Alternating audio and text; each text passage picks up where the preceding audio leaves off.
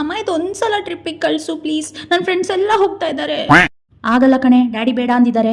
Daddy ಹತ್ರ ನೀನು ಮಾತಾಡು. ಡ್ಯಾಡಿನೇ ಹೇಳಿದ್ದು ನೀನೇನು ಕೆಲಸ ಮಾಡಲ್ಲ ಮನೇಲಿ, ನಿನ್ನ ನೆಕ್ಸ್ಟ್ ಇಯರ್ ಮದುವೆ ಮಾಡಿಸ್ಬಿಡೋಣ ಅಂತ. ನಾನೆಲ್ಲ ಕೆಲಸ ಮಾಡ್ತೀನಿ, ನೀನು ಹೇಳಿದೆಲ್ಲ ಕೇಳ್ತೀನಿ, ಎಲ್ಲ ಎಲ್ಲ ಎಲ್ಲ ಕೆಲಸ ಮಾಡ್ತೀನಿ. ಮಾಡ್ತೀಯಾ ಇವತ್ತೆಲ್ಲ?